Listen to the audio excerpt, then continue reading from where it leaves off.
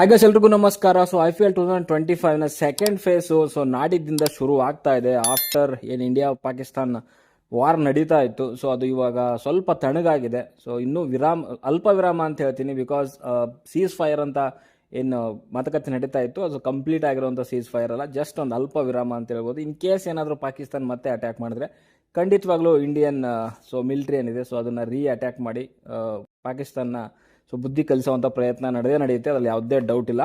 And ಇದ್ರ ಮಧ್ಯೆ IPL ಕೂಡ ಒಂದು ವಾರದ ಮಟ್ಟಿಗೆ ಸಸ್ಪೆಂಡ್ ಕೂಡ ಮಾಡಿದ್ರು. ಆ್ಯಂಡ್ ಅದಾದಮೇಲೆ ಮತ್ತೆ ಡಿಸ್ಕಷನ್ ಮಾಡಿ ಏನು ವಾರ ಸ್ವಲ್ಪ ತಣ್ಣಗಾದ್ಮೇಲೆ ಇವಾಗ ಅನೌನ್ಸ್ ಮಾಡಿದ್ದಾರೆ. ನಿಮ್ಗೆ ಆಲ್ರೆಡಿ ಗೊತ್ತಿದೆ, ನಾನು ಕೂಡ ವಿಡಿಯೋ ಮಾಡಿ ಹೇಳಿದ್ದೀನಿ. ಮೇ 17ನೇ ತಾರೀಕು ಅಂದರೆ ನಾಡಿದ್ದಿಂದ ಮತ್ತೆ IPL ಸೆಕೆಂಡ್ ಫೇಸ್ ಶುರು ಆಗ್ತದೆ. ಇನ್ನು 16 ಮ್ಯಾಚಸ್ ಇದೆ.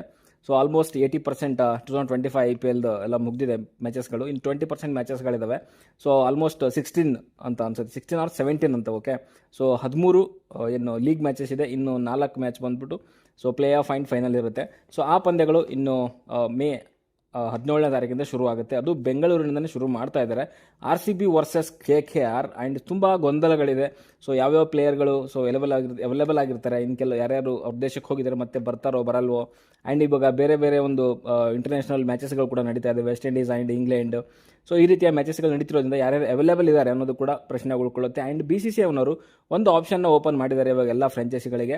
ಅಂದರೆ ಟೆಂಪರರಿ ಒಂದು ರೀಪ್ಲೇಸ್ಮೆಂಟ್ ತೊಗೊಬಹುದು ಅಂತ. ಅಂದರೆ ಈ ಒಂದು ಏನು 16 ಮ್ಯಾಚಸ್ ಇದ್ದಾವೆ, 16 ಅಥವಾ 17, ಸೊ ಈ ಮ್ಯಾಚಸ್ಗಳಿಗೆ ಯಾರಾದರೂ ನಿಮ್ಮ ಒಂದು ಫಾರಿನ್ ಪ್ಲೇಯರ್ಗಳು ಅವೈಲೇಬಲ್ ಇಲ್ಲ ಅಂತಂದರೆ ಅವರ ಒಂದು ರಿಪ್ಲೇಸ್ಮೆಂಟ್ ಆಗಿ ನೀವು ಬೇರೆ ಒಬ್ಬ ಒಂದು ಪ್ಲೇಯರ್ನ ತೊಗೊಬೋದು. ಆ್ಯಂಡ್ ಅದು ಈ ಒಂದು ಸೀಸನ್ ಮಾತ್ರ ಸೀಮಿತವಾಗಿರುತ್ತೆ. ಸೊ ಇನ್ನು RCB ವರ್ಸಸ್ KKR ಪಂದ್ಯ ಮೇ 17ನೇ ತಾರೀಕು ಅಂದರೆ ನಾಡಿದ್ದು ನಡೀತಿರುವಂಥದ್ದು ನಮ್ಮ ಬೆಂಗಳೂರಿನಲ್ಲಿ. ಆ್ಯಂಡ್ ಅದ್ರ ಬಗ್ಗೆ ಸ್ವಲ್ಪ ಡಿಸ್ಕಷನ್ ಮಾಡೋಣ. ಆ್ಯಂಡ್ ಮೊದಲನೇದಾಗೇ ಬೆಂಗಳೂರಲ್ಲಿ ನಡೀತಾ ಇದೆ. ಆ್ಯಂಡ್ ಪಿಚ್ ಬಗ್ಗೆ ಮಾತಾಡೋದಾದರೆ ಅಗೇನ್ ಗೊತ್ತಿರೋಂಗೆ ಬ್ಯಾಟಿಂಗ್ ಪಿಚ್ ಆಗಿರುತ್ತೆ. ಸೆಕೆಂಡ್ ಬ್ಯಾಟಿಂಗ್ ತುಂಬ ಈಸಿ ಆಗುತ್ತೆ ಅದನ್ನು ಚೇಸ್ ಮಾಡಲಿಕ್ಕೆ. ಗೊತ್ತಿದೆ ಆಲ್ರೆಡಿ ನಿಮಗೆ. CSKದವರು ಕೂಡ ಅಷ್ಟೇ 200 ಅಷ್ಟು ಹೊಡೆದ್ರು ಕೂಡ ಹತ್ತಿರ ಬಂದಿದ್ರು. ಜಸ್ಟ್ ಒಂದು 2 ರನ್ಸಿಂದ ನಾವು ಗೆದ್ದಿರುವಂಥದ್ದು. ಇಲ್ಲ ಅವರೇನೋ ಸ್ವಲ್ಪ ಚೆನ್ನಾಗಿ ಬ್ಯಾಟಿಂಗ್ ಮಾಡಿದರೆ ಕೆಳಗಡೆಗೆ ಧೋನಿ ಆ್ಯಂಡ್ ಜಡೇಜಾ ಖಂಡಿತವಾಗ್ಲೂ RCBನ ಸೋಲಿಸ್ತಾ ಇದ್ರು. ಬಟ್ ಯಶ್ ದಯಾಳ್ ತುಂಬ ಚೆನ್ನಾಗಿ ಮಾಡಿದ್ರು. ಆ್ಯಂಡ್ ಲುಂಗಿ ನಿಗಿಡಿ ಎಲ್ಲರೂ ತುಂಬ ಬಾಲಿಂಗ್ ಸ್ವಲ್ಪ ಕೆಳಗಡೆ ಚೆನ್ನಾಗೇ ಮಾಡಿದ್ರು ಅಂತ ಹೇಳ್ಬೋದು. ಅದಕ್ಕೋಸ್ಕರ ಗೆದ್ದಿರುವಂಥದ್ದು. ಇಲ್ಲ ಅಂತಂದರೆ ಸೆಕೆಂಡ್ ಬ್ಯಾಟಿಂಗ್ ಆರಾಮಾಗಿ ಗೆಲ್ತಾರೆ ಬೆಂಗಳೂರಲ್ಲಿ. ಸೊ ಅದೇ ಬ್ಯಾಟಿಂಗ್ ಪಿಚ್ ಅಂತಲೇ ಹೇಳ್ಬೋದು. ಆ್ಯಂಡ್ ವೆದರ್ ಬಗ್ಗೆ ಮಾತಾಡಿದ್ರೆ ಸ್ವಲ್ಪ ಮಳೆ ಬರುವಂಥ ಸಾಧ್ಯತೆಗಳಿದೆ. 60% ಚಾನ್ಸಸ್ ಅಂತ ಹೇಳ್ಬೋದು. ಬಿಕಾಸ್ 4 ಗಂಟೆ 5 ಗಂಟೆಯಿಂದ ಮಳೆ ಅಂತ ತೋರಿಸ್ತಾ ಇದೆ ವೆದರಲ್ಲಿ. ಸೊ ಗೊತ್ತಿಲ್ಲ ಏನಾಗುತ್ತೆ ಅಂತ. ಬಟ್ ಅಟ್ಲೀಸ್ಟ್ ನಮಗೆ ಮಳೆ ಸ್ಟಾಪ್ ಆದಮೇಲೆ ಒಂದು 20 ನಿಮಿಷ ಅಥವಾ ಒಂದು 30 ನಿಮಿಷದ ಒಳಗಡೆಗೆ ನಮ್ಮದು ಮ್ಯಾಚ್ ಸ್ಟಾರ್ಟ್ ಆಗುತ್ತೆ. ಯಾಕಂದರೆ ಆ ಥರದ ಒಂದು ಡ್ರೈನಿಂಗ್ ಸಿಸ್ಟಮ್ ಇರೋದ್ರಿಂದ ಬೆಂಗಳೂರಿನಲ್ಲಿ ಮಳೆಯಿಂದ ಯಾವುದೇ ರೀತಿಯಲ್ಲಿ ಬೆಂಗಳೂರಲ್ಲಿ ಪ್ರಾಬ್ಲಮ್ ಆಗಲ್ಲ. ಇನ್ ಕೇಸ್ ಮಳೆ ಸ್ಟಾಪ್ ಆದರೆ. ಇನ್ ಕೇಸ್ ಸ್ಟಾಪ್ ಆಗದೇ ಕಂಟಿನ್ಯೂಸ್ ಆಗಿ ಮಳೆ ಬಂದರೆ ಪ್ರಾಬ್ಲಮ್ ಆಗುತ್ತೆ. ಜಸ್ಟ್ ಒಂದು ಸ್ವಲ್ಪ ಬಂದು ಮ್ಯಾಚ್ ಏನು ಒಂದು 2 ಅವರ್ ನಮಗೆ ಗ್ಯಾಪ್ ಕೊಟ್ಟರು ಸಾಕು, ಅದರಲ್ಲಿ ಮ್ಯಾಚ್ ಮುಗಿಸ್ಕೊಂಡ್ಬಿಡ್ತೀವಿ. ಓಕೆ, ಆ್ಯಂಡ್ ಇನ್ನು ಪ್ಲೇಯಿಂಗ್ 11 ಬಗ್ಗೆ ಮಾತಾಡೋದಾದರೆ KKR ಪಂದ್ಯದ ವಿರುದ್ಧ ಸುಮಾರು ಡೌಟ್ಗಳಿದೆ. ಯಾವ್ಯಾವ ಫಾರಿನ್ ಪ್ಲೇಯರ್ಗಳು ಅವೈಲೇಬಲ್ ಆಗಿರ್ತಾರೆ, ಇನ್ನು ಕೆಲವರು ಸೆಲೆಕ್ಟ್ ಆಗಿದ್ದಾರೆ ಬೇರೆ ಒಂದು ಇಂಟರ್ನ್ಯಾಷನಲ್ ಪಂದ್ಯಗಳನ್ನ ಆಡಲಿಕ್ಕೆ. ಇದು ಮೊದಲನೇದಾಗಿ ಮಾತಾಡೋದಾದರೆ ಜಾಕೋಬ್ ಬೇಥೆಲ್ ಆಲ್ರೆಡಿ ಕೆಲವು ಪಂದ್ಯಗಳಿಂದ ಆಲ್ಮೋಸ್ಟ್ ಒಂದು 2-3 ಪಂದ್ಯಗಳಿಂದ ಪ್ಲೇಯಿಂಗ್ 11 ಕಾಣಿಸ್ಕೊತಿದ್ದಾರೆ. ಆ್ಯಂಡ್ ಅವರು ಮೇ 29ಇಂದ ಇಂಟರ್ನ್ಯಾಷನಲ್ ಕ್ರಿಕೆಟ್ ಆಡಲಿಕ್ಕೆ ಹೋಗ್ಬೋದು. ಬಿಕಾಸ್ ಅವರು ಇಂಗ್ಲೆಂಡ್ನ T20 ಆ್ಯಂಡ್ ODI ಸೀರೀಸ್ಗೆ ಸೆಲೆಕ್ಟ್ ಆಗಿದ್ದಾರೆ ಜಾಕೋಬ್ ಬೇಥೆಲ್ ಅವರು. ಅವರು ಅವೈಲೇಬಲ್ ಇಲ್ಲೇ ಇರ್ಬೋದು. ಬಟ್ ಅವರ ಒಂದು ಜಾಗದಲ್ಲಿ ನಮ್ಮ ಸಾಲ್ಟ್ ಅವರು ಇರ್ತಾರೆ. ಬಿಕಾಸ್ ಸಾಲ್ಟ್ ಅವರು ಓನ್ಲಿ ಅಂದರೆ T20 ಮಾತ್ರ ಸೆಲೆಕ್ಟ್ ಆಗಿದ್ದಾರೆ, ODIಗೆ ಸೆಲೆಕ್ಟ್ ಆಗಿಲ್ಲ. T20 ನಡೀತಿರುವಂಥದ್ದು ಜೂನ್ 6ನೇ ತಾರೀಕಿಂದ. ಆಲ್ರೆಡಿ ಅಲ್ಲಿವರೆಗೂ ನಮ್ಮದು ಫಿನಾಲೆ ಮುಗ್ದೋಗಿರುತ್ತೆ. ಆ್ಯಂಡ್ ಅವ್ರದ್ದು ODI ಶುರು ಆಗ್ತಿರುವಂಥದ್ದು ಮೇ 29ರಿಂದ. 29ರಿಂದ ಏನು ODI ಶುರು ಆಗ್ತಿದೆ. ಅಲ್ಲಿ ಫಿಲ್ ಸಾಲ್ಟ್ ಅವರು ಸೆಲೆಕ್ಟ್ ಆಗಿಲ್ಲ. ಅಂದರೆ ಜೂನ್ 5ರವರೆಗೂ ನಮಗೆ ಅವೈಲೇಬಲ್ ಆಗಿರ್ತಾರೆ ಯಾರು, ಫಿಲ್ ಸಾಲ್ಟ್ ಅವರು. ಆ್ಯಂಡ್ ಜಾಕೋಬ್ ಬೇಥೆಲ್ ಮೇ 29ಕ್ಕೆ ಮೇ ಬಿ ಅವ್ರು ಇಂಗ್ಲೆಂಡ್ ತಂಡನ ಸೇರ್ಕೊಂತಾರೆ ಅನಿಸುತ್ತೆ. ಬಿಕಾಸ್ ಅವ್ರಲ್ಲಿ ಫಸ್ಟ್ ODI ಅವ್ರದ್ದು ಶುರು ಆಗುತ್ತೆ ಮೇ 29ನೇ ತಾರೀಕು ವೆಸ್ಟ್ ಇಂಡೀಸ್ ವಿರುದ್ಧ. ಆ್ಯಂಡ್ ನೆಕ್ಸ್ಟ್ ಪ್ಲೇಯರ್ ಬಗ್ಗೆ ಮಾತಾಡಿದ್ರೆ ಅದು ರೊಮ್ಯಾರಿಯೋ ಶೆಫರ್ಡ್ ಅವರು. ಅವರು ಕೂಡ ಅಷ್ಟೇ ಇಂಗ್ಲೆಂಡ್ ಆ್ಯಂಡ್ ವೆಸ್ಟ್ ಇಂಡೀಸ್ ತಂಡ ಏನು ಆಡ್ತಿದ್ದಾರೆ T20 ಆ್ಯಂಡ್ ODI ಸೀರೀಸ್, ಅವ್ರನ್ನ ಸೆಲೆಕ್ಟ್ ಮಾಡಿದೆ ರೊಮ್ಯಾರಿಯೋ ಶೆಫರ್ಡ್ ಅವ್ರನ್ನ. ಅವರು ಅದು ಏನು ಸೀರೀಸ್ ನಡೀತಾ ಇದೆ ಮೇ 29ರಿಂದ ನಡೀತಾ ಇದೆ. ಶೆಫರ್ಡ್ ಏನಾದರೂ ಮಿಸ್ ಆಗಬಹುದು ಅಂತ ಅನಿಸುತ್ತೆ. ಬಟ್ ಮೇ 28ರ ತನಕ ಮಾತ್ರ ಇರ್ತಾರೆ. ಪ್ಲೇ ಆಫ್ಗಳಿಗೆ ಮೇ ಬಿ ಮಿಸ್ ಆಗ್ಬೋದು ಅಂತ ಅನಿಸುತ್ತೆ. ಬಟ್ ಒಂದು ಖುಷಿ ವಿಚಾರ ಏನು ಅಂತಂದರೆ ಲಿವಿಂಗ್ಸ್ಟನ್ ಅವರು ODI ಆ್ಯಂಡ್ T20 ಸೀರೀಸ್ ಎರಡಕ್ಕೂ ಕೂಡ ಸೆಲೆಕ್ಟ್ ಆಗಿಲ್ಲ. ಅವರು IPL ಮುಗಿಯೋವರೆಗೂ ಕೂಡ ಅವೈಲೇಬಲ್ ಆಗಿರ್ತಾರೆ. ಬಟ್ ಅವ್ರನ್ನ ಮತ್ತೆ ತಿರ್ಗಾ ಶೆಫರ್ಡ್ ಏನಾದರೂ ಹೋದರೆ ಅವ್ರನ್ನ ಪ್ಲೇಯಿಂಗ್ 11ನಲ್ಲಿ ತೊಗೊಂಡು ಬರುವಂಥ ಸಾಧ್ಯತೆಗಳಿದ್ದಾವೆ.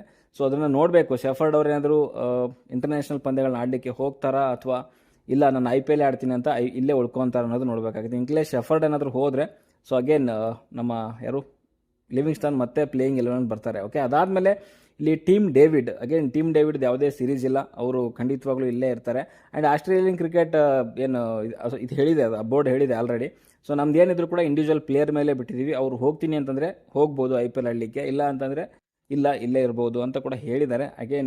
ಟೀಮ್ ಡೇವಿಡ್ ಮೇ ಬಿ ಇಲ್ಲೇ ಇರ್ತಾರೆ, ಅವರೇನು ಆಸ್ಟ್ರೇಲಿಯಾದಲ್ಲಿ ಇರೋಕ್ಕೆ ಇಷ್ಟಪಡೋದಿಲ್ಲ. ಸೊ ಪ್ಲೇಯಿಂಗ್ 11 ಖಂಡಿತವಾಗ್ಲೂ ಟೀಮ್ ಡೇವಿಡ್ ಇದ್ದೇ ಇರ್ತಾರೆ, ಒಬ್ಬ ಫಿನಿಷರ್ ಆಗಿ ಅಂತ ಹೇಳ್ಬೋದು. ಆ್ಯಂಡ್ ಇನ್ನು ಜೋಶ್ ಹ್ಯಾಸಲ್ವುಡ್ ಬಗ್ಗೆ ಸಿಕ್ಕಾಪಟ್ಟೆ ಒಂದು ಡೌಟ್ಸ್ಗಳಿತ್ತು. ಆ್ಯಂಡ್ ಕೆಲವು ದಿವಸಗಳಿಂದ ರಿಪೋರ್ಟ್ ಬರ್ತಾ ಇತ್ತು, ಇಲ್ಲ ಜೋಶ್ ಹ್ಯಾಸಲ್ವುಡ್ ಬರೋದಿಲ್ಲ ಅಂದರೆ ಇಂಡಿಯಾಗೆ ಮತ್ತೆ IPL ಆಡಲಿಕ್ಕೆ ಅಂತ ಹೇಳಿದರು. ಆ್ಯಂಡ್ ಅಪ್ಡೇಟ್ ಕೂಡ ಹಾಗೆ ಇತ್ತು. ಬಟ್ ಇವತ್ತು ಬಂದಿರುವಂಥ ಒಂದು ಅಪ್ಡೇಟ್ ಪ್ರಕಾರ ಇಲ್ಲ, ಜೋಶ್ ಹ್ಯಾಸಲ್ವುಡ್ ಆಲ್ರೆಡಿ ಬರ್ತಾ ಇದ್ದಾರೆ ಅಂತ ಕೂಡ ಮಾಹಿತಿ ಇದೆ. ಬಟ್ ಇನ್ನೊಂದೇನು ಅಂತಂದರೆ, ನಾನು ಆವಾಗಲೇ ಹೇಳಿದೆ ಶೆಫರ್ಡ್ ಆಲ್ರೆಡಿ ಬರ್ತಾ ಇದ್ದಾರೆ. ಫಸ್ಟ್ ಈ ಏನು ಲೀಗ್ ಮ್ಯಾಚಸ್ ಇದ್ದಾವೆ ಅಲ್ಲಂತೂ ಖಂಡಿತವಾಗ್ಲೂ ಎಲ್ಲ ಪ್ಲೇಯರ್ಸ್ಗಳು ಇದ್ದೇ ಇರ್ತಾರೆ, ಯಾವುದೇ ಡೌಟ್ ಇಲ್ಲ. ಇವಾಗ ಜೋಶ್ ಹ್ಯಾಸಲ್ವುಡ್ ಅಷ್ಟೇ, ಅವರು ಕೂಡ ಬರ್ತಾ ಇದ್ದಾರೆ ಅಂತ ಸುದ್ದಿ ಇದೆ. ಸೇರ್ಕೊತಾರೆ, ಯಾವುದೇ ರೀತಿಯ ಚೇಂಜಸ್ ಇರೋದಿಲ್ಲ. ಆ್ಯಂಡ್ ಲುಂಗಿ ಇಂಗಡಿ ಕೂಡ ಅಷ್ಟೇ, ಅವರು ಕೂಡ IPL RCB ತಂಡನ ಸೇರ್ಕೊತಿದ್ದಾರೆ 2025 ರಿಮೈನಿಂಗ್ ಮ್ಯಾಚಸ್ಗಳಿಗೆ. ಸೊ ಈ ರೀತಿಯಿಂದ ಎಲ್ಲ ಒಂದು ಪ್ಲೇಯರ್ಸ್ಗಳು ಕೂಡ ನನ್ನ ಪ್ರಕಾರ ಸೊ ಲೀಗ್ ಮ್ಯಾಚಸ್ಗಳಲ್ಲಿ ಇದ್ದೇ ಇರ್ತಾರೆ, ಯಾವುದೇ ಡೌಟ್ ಇಲ್ಲ, ಮೇ 29ನೇ ತಾರೀಕುವರೆಗೂ ಕೂಡ. ಸೊ ವಿರಾಟ್ ಕೊಹ್ಲಿ ಆ್ಯಂಡ್ ನಮ್ಮ ಸಾಲ್ಟ್ ಅಥವಾ ಬೇತೆಲ್ ಆಡ್ತಾರೆ, ಇಬ್ಬರಲ್ಲೊಬ್ಬರು.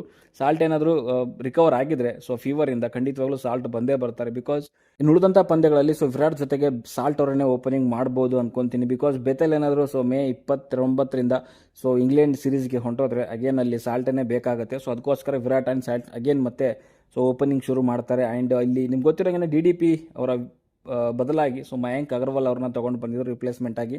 ಸೊ ಅದಕ್ಕೋಸ್ಕರ ಮಯಾಂಕ್ ಅಗರ್ವಾಲ್ ಅವ್ರನ್ನ ಸೊ ಇಲ್ಲಿ 3ನೇ ಸ್ಥಾನದಲ್ಲಿ ನೋಡ್ಬೋದು ನಾವು. ಆ್ಯಂಡ್ ಒಳ್ಳೆ ಎಕ್ಸ್ಪೀರಿಯನ್ಸ್ ಇರುವಂಥ ಒಂದು ಬ್ಯಾಟ್ಸ್ಮನ್ನು. ಸೊ ಅವರು ತಂಡಕ್ಕೆ ಒಂದು ಒಳ್ಳೆ ಕೊಡುಗೆ ಕೊಡ್ತಾರೆ ಅಂತ ಅನ್ಕೊತೀನಿ. ಆ್ಯಂಡ್ 4ನೇ ಪ್ಲೇಸಲ್ಲಿ ಪತ್ತಿದಾರ್ ಕ್ಯಾಪ್ಟನ್ ಇರ್ತಾರೆ. So and Jitesh Sharma, team David and shepherd ಕೂಡ ಇರ್ತಾರೆ 7ನೇ ಸ್ಥಾನದಲ್ಲಿ. ಆ್ಯಂಡ್ ಕೆಳಗಡೆಗೆ ಕೃಣಾಲ್ ಪಾಂಡ್ಯ, ಜೋಶ್ ಹ್ಯಾಸಲ್ವುಡ್, ಭುವನೇಶ್ವರ್ ಕುಮಾರ್ ಆ್ಯಂಡ್ ಯಶ್ ದಯಾಳ್ ಅವರು ಇರ್ತಾರೆ. ಸೊ ಇದು ನನ್ನ ಪ್ಲೇಯಿಂಗ್ 11 ಆಗಿರುತ್ತೆ. ಆ್ಯಂಡ್ 12 ಮ್ಯಾನ್ ಆಗಿ ಸೊ ಸುಯೇಶ್ ಶರ್ಮಾ ಬಂದೇ ಬರ್ತಾರೆ. ಸೊ ಇದಾಗಿತ್ತು ನನ್ನ ಒಂದು ಪ್ಲೇಯಿಂಗ್ 11 KKR ತಂಡದ ವಿರುದ್ಧ. ಆ್ಯಂಡ್ KKRದು ಪ್ಲೇಯಿಂಗ್ 11 ಏನಿರುತ್ತೆ ಅಂತ ಸೊ ಸದ್ಯಕ್ಕೆ ಅವ್ರ ಮೇಲೆ ಬಿಟ್ಬಿಡೋಣ. ಬಿಕಾಸ್ ಪ್ಲೇಯರ್ಸ್ಗಳೆಲ್ಲ ಫಾರಿನಿಂದ ರಿಟರ್ನ್ ಬಂದಿಲ್ವಾ ಅನ್ನೋದು ಸೊ KKR ಒಂದು ಮ್ಯಾನೇಜ್ಮೆಂಟ್ಗೆ ಒಂದು ಗೊತ್ತಿರುವಂಥದ್ದು. ಬಿಕಾಸ್ ನಾನು ಅದ್ರ ಬಗ್ಗೆ ಟ್ರ್ಯಾಕ್ ಮಾಡಿಲ್ಲ, ಓನ್ಲಿ RCB ಬಗ್ಗೆ ಮಾತ್ರ ಸೊ ಈ ಒಂದು ವಿಡಿಯೋ ಇರುವಂಥದ್ದು. ಸೊ ಇನ್ನೇನಾದರೂ ಅಪ್ಡೇಟ್ಗಳಿದ್ರೆ ಸೊ ನಾನು ನಿಮಗೆ ತಿಳಿಸ್ತೀನಿ. ಆ್ಯಂಡ್ ಚಾನಲ್ ಸಬ್ಸ್ಕ್ರೈಬ್ ಮಾಡ್ಕೊಳ್ಳಿ ಅಂತ ಹೇಳ್ತಾ ಸೊ ಸದ್ಯಕ್ಕೆ ವಿಡಿಯೋದಲ್ಲಷ್ಟೇ. ವಿಡಿಯೋ ಇಷ್ಟ ಲೈಕ್ ಮಾಡಿ, ಶೇರ್ ಮಾಡಿ, ಚಾನಲ್ ಸಬ್ಸ್ಕ್ರೈಬ್ ಮಾಡ್ಕೊಳ್ಳಿ ಅಂತ ಹೇಳ್ತಾ ಮುಂದಿನ ವಿಡಿಯೋದಲ್ಲಿ ಸಿಗೋವರೆಗೂ ಟಾಟಾ, ಬಾಯ್ ಬಾಯ್.